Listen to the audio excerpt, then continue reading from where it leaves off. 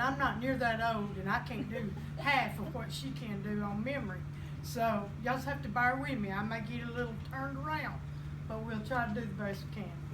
Anyway, I'm not really finished with it, but I have started a book on the Browns, George Brown family there of the Hopewell area, and that's where he lived, Hopewell, Bazemore. Never was named Bazemore while he was alive, but he came in there and settled there, and he brought a lot of people with him, and I mean, he cleared that place. That whole vicinity of Bazemore was virtually farmland. I mean, his biggest producer was a cotton crop, and he had a lot of sons at that time before the Civil War, and most of them worked on the farm. One of them done the gardens. He was in charge of that, and the other one's in charge of the crops. And he had a lot of son-in-laws that could back him up on anything he wanted to do, and they all lived next to each other in land plats, jointed. So their land was his land, virtually. He came here in 1825 from Chester, South Carolina, out of a big family of 11 people. He migrated here probably with some distant relatives. And I've had a really hard time with those distant relatives because I only know of one that I know for sure that is kin to him, and he would live over toward Carbon Hill. His immediate family consisted of 10 children. He had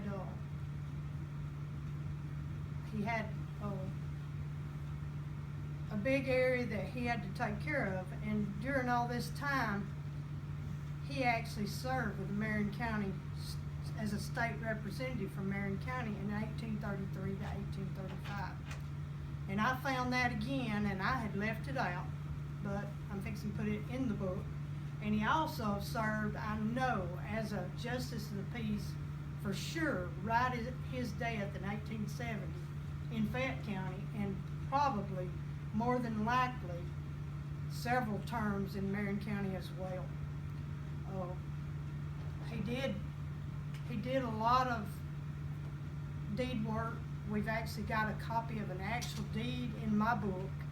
It's not the real thing, but it came from Herbert Hollingsworth.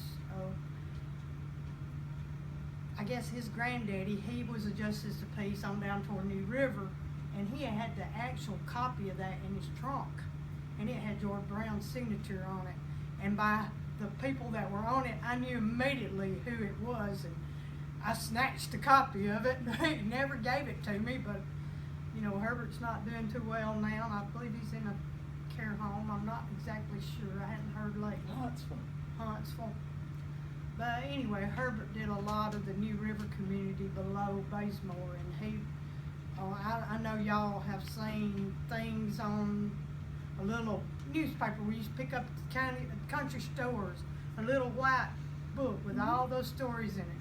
Now, Herbert was one of those kind of people. He had story after story after story, and he could put some stuff in those that you just wouldn't believe ever happened. But they were great. But anyway, George had a couple of son-in-laws from two of his daughters. One was Martha Elsie Brown, and she married James Moody Whitley. Okay, I don't know if y'all can remember anything from the Marion County history, but James Moody Whitley was a doctor, the very first doctor of Winfield. Well, some 21 years before Marion County was Winfield was ever incorporated as a town, he practiced medicine in Glen Allen. And he was a doctor before Glen Allen was Glen Allen, so he was here a long time. Now, his family moved to Winfield, and they lived in the first painted house up here beside the First Church of Christ that was near City Hall in Winfield. He tried to donate land for the first depot, but the people that were doing the railroad considered it too hilly, So they actually gave that land to the Musgroves. And you know the Musgroves were very influential in Winfield. He had another daughter that married William R. McDonald. Her name was Catherine.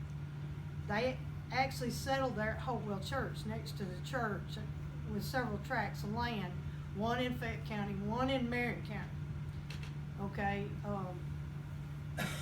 later on, they must have either sold that land or it could have still ended up in the Brown's family for some time after that, but they actually bought land next to where his family lived in Kansas, Alabama, right over here. And they were some of the first settlers there.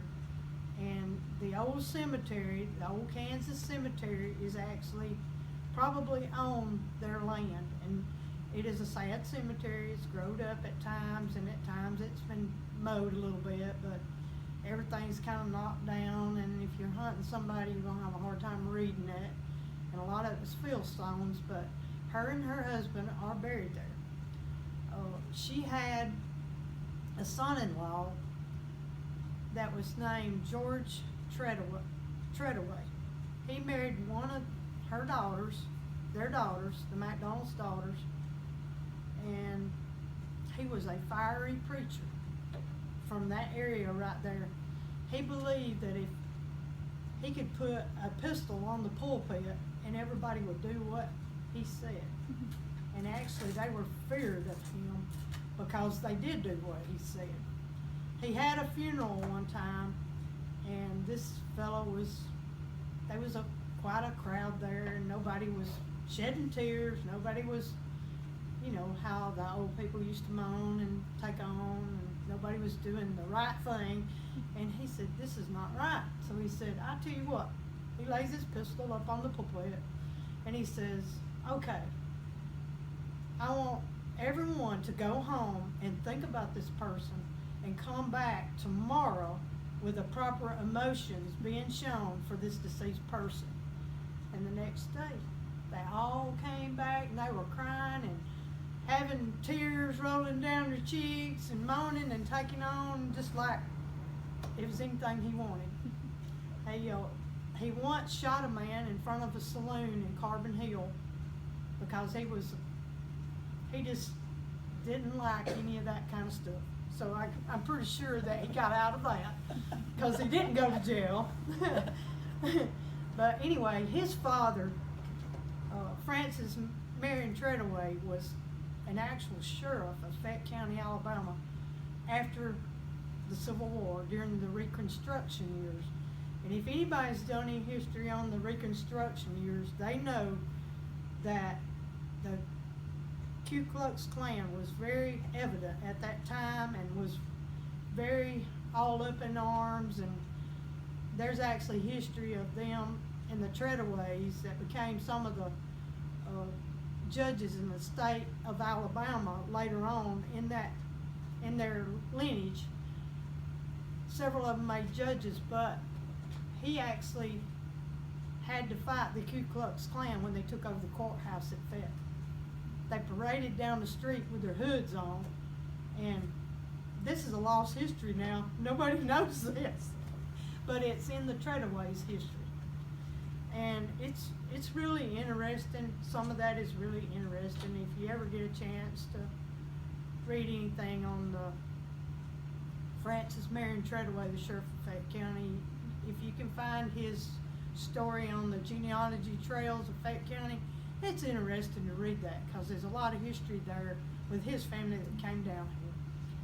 But anyway, to make a long story short, I'm going to go away from George Brown and tell you about his firstborn son, James Peterson Brown. He was born during a free and easy time, and you know, nothing going on. They were probably already established in that area of Bazemore, and his uncle was Elijah Richmond Lloyd. Now these Lloyds are from what I've researched, lived down 43 Highway, just a little bit out of Winfield. They had land that they homesteaded there. By the time that 1850 rolls around, I can't find none of them. But I find evidence that they went to Texas.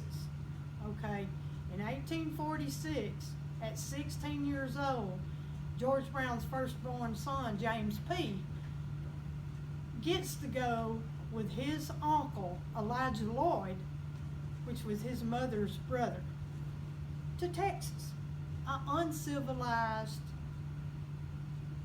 place that was opening up to new settlers.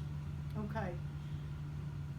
He gets to go, and you can imagine a 16-year-old boy is probably just grinning from ear to ear. He's going to get to go by horseback all the way to Texas with his uncle and be able to live there with him to establish a new settlement there.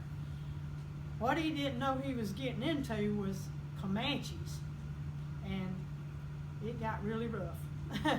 But anyway, he was the very first settler of Palo Pinto, Texas. He actually named a mountain after, and it still sticks today, Rattlesnake Mountain. He bore the first white child in that area. This is not very far from Fort Worth, Texas now, today. You can look it up on the map, and a lot of people from this area, the Pattersons, the McCollums, some of the actual Tuckers even went, some of the Walkers went, and there was people, we didn't realize there was that many relatives that actually went from Marion County out there. But anyway, he met a lady called Harriet Wright. Her family was from Ohio. Her grandfather had fought in the Revolutionary War too, and her daddy was a preacher. And I think he was a Methodist preacher, best I can remember from my memory. And they all moved out there, and you got to understand that when they settled there, the next nearest settlement was a fort. It was 40 miles away. They were the first settlers there. Okay, the Comanche had fought off the French, the Mexicans, and then they'd fought off all the Spaniards, and they ran from them because they fought to the death. They were the worst Indian tribe in the Plains Indians. They were terrible. And I know you've seen some depredations on TV that don't hold a candle. But anyway, James, in all this doings, and him and his uncle goes out there in this unforsaken wilderness and gets in the cattle business. All right, by 1850, he's there. And by 1860, his uncle and him have over $26,000 of cattle on this cattle farm. And how he got and acquired all this, I do not know. I have not figured that out yet, because the cattle were big because the armies were coming in to fight the Indians, and they had to have food. So they were selling those cattle to anyone that the government would, however they could get them there. And I don't know a lot about Texas history, but I know the Chisholm Trail and all that stuff, where they actually took all those cattle from Texas and herded them up north and made thousands of dollars in gold coins and stuff, and came back rich. But to fight off the Comanches and the bandits, it was terrible. But this son of George Brown, James P. Brown, by 1860, he's a Texas Ranger. So he's fighting Indians. He became a scout and actually rode with Clayton and Quayle, the captains of the Texas Rangers. And he worked for them. He'd spend so many days a month with the company, and then he'd go back home. And when the Civil War rolled around, this Marion County boy didn't get to go to the Civil War. He was already a Texas Ranger. Guess what he ended up having to do? Stay home and fight the Indians with everybody else gone. So there was a small group that stayed in each area of Texas, a little band of those Texas Rangers that the state of Texas exempt from the Civil War, and they call them for frontier protection. Well, James P. was one of those. He rode with some of the Texas Rangers fighting bandits. They had a lot of problem with bandits. The Indians would come, and time again, they'd raid his homestead of all his horses and whatever he had. They took off over $1,000 worth of cattle and horses in one night. Well, when the Civil War, before the Civil War ever started, they had in 1836, they had a fort there not far from there. And right now I can't remember the name of it, but it was a massacre.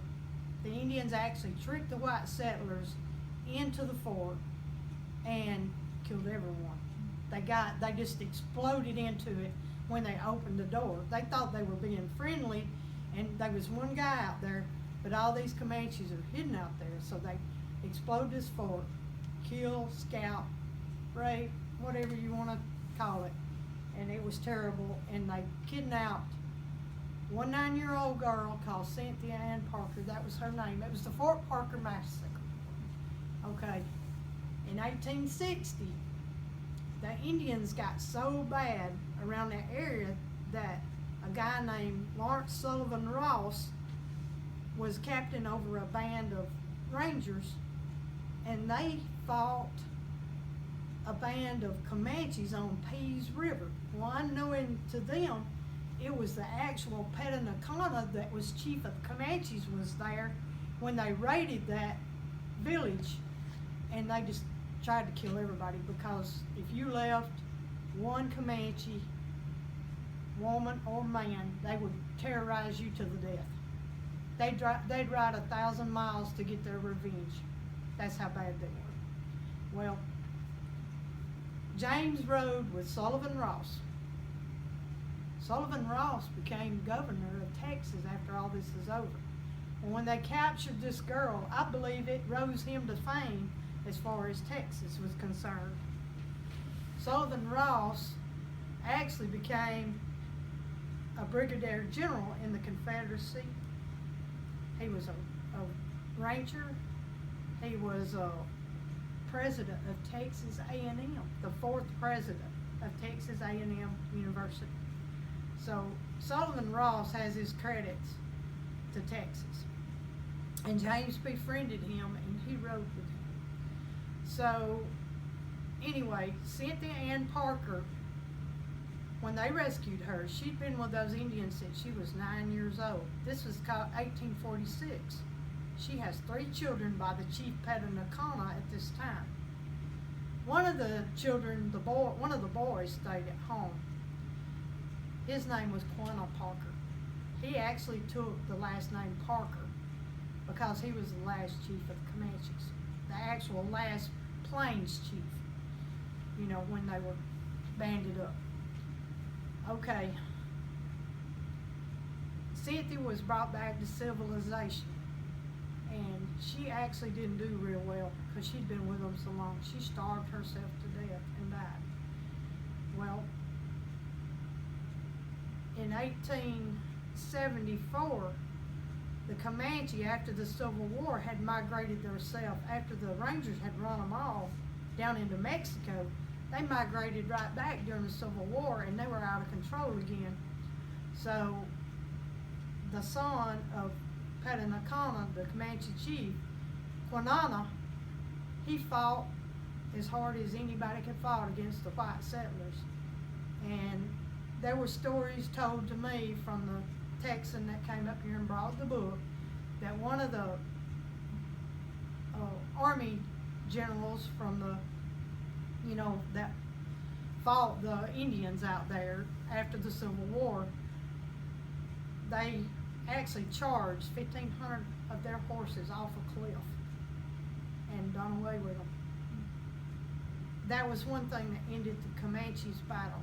Another thing was the buffalo hunter, and they come in there on purpose. they starved them out by shooting all the buffalo. So they had to give up.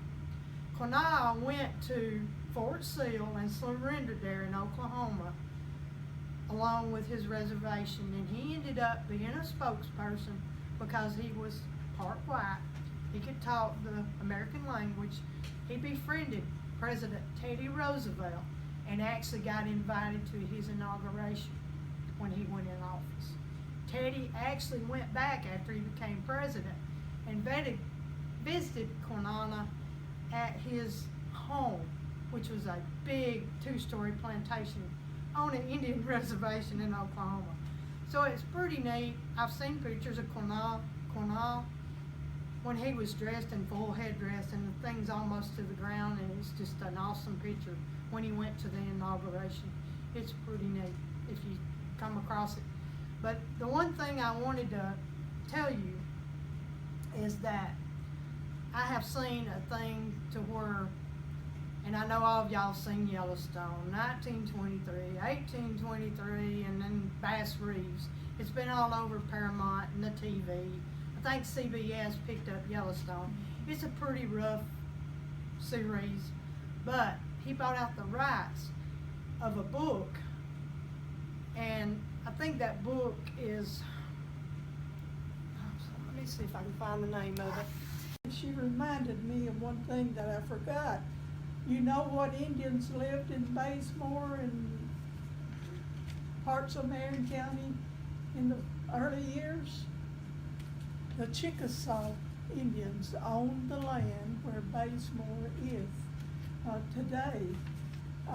There was one place in Bazemore a little bit east of the trestle that's called Rock House. It's like a dugout place in the land there, you know, just natural dugout.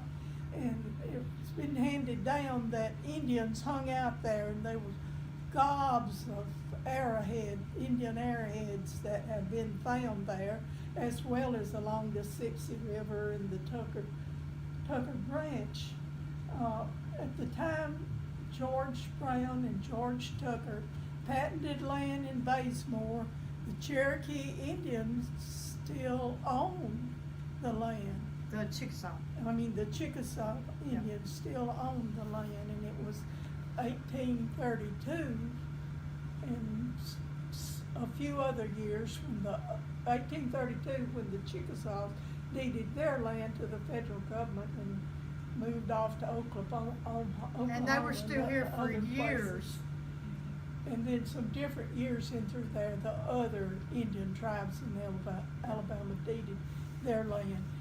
It's been handed down, and we don't have any way to prove it.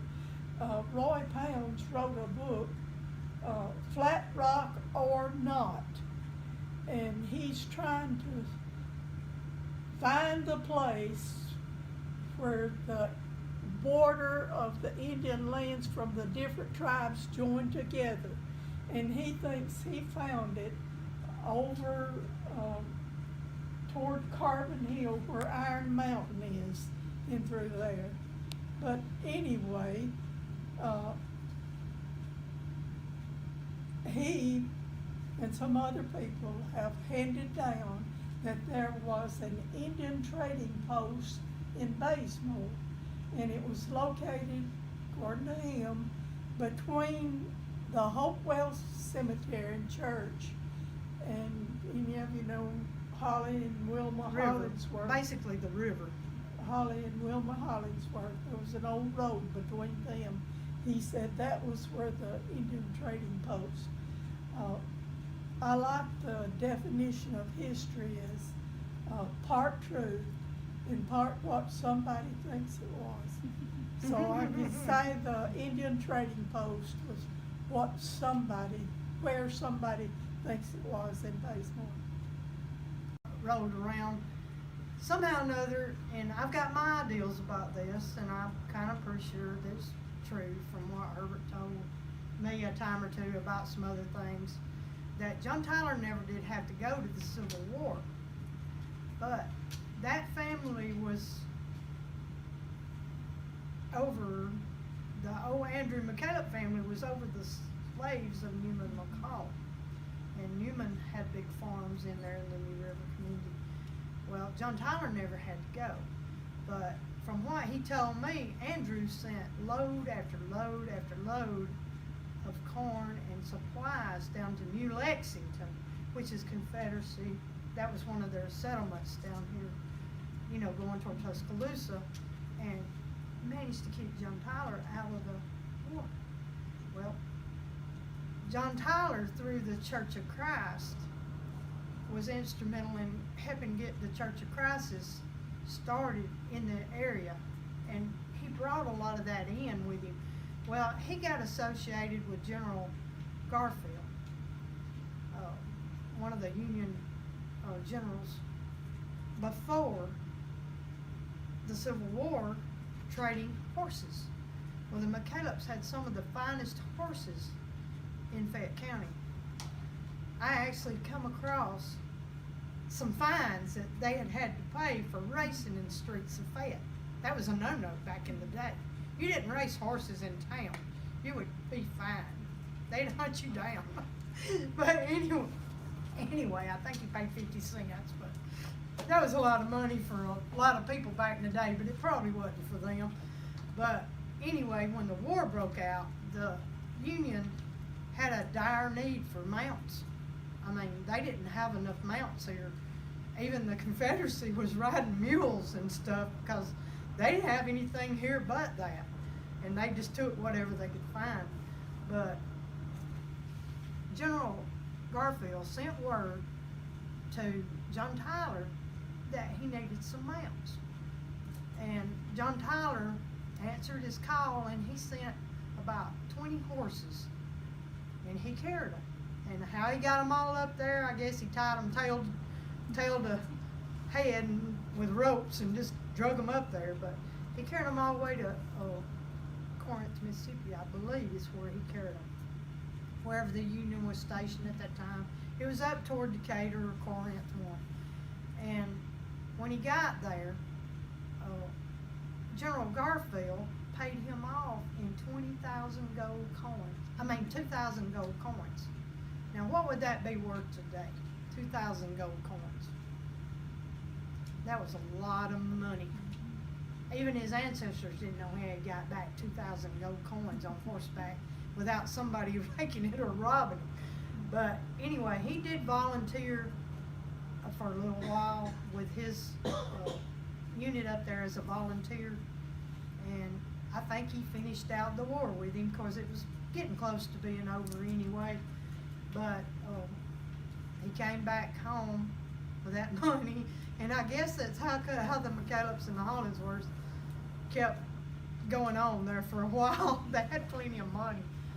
But that was a story that was told to me by Herbert Hollingsworth.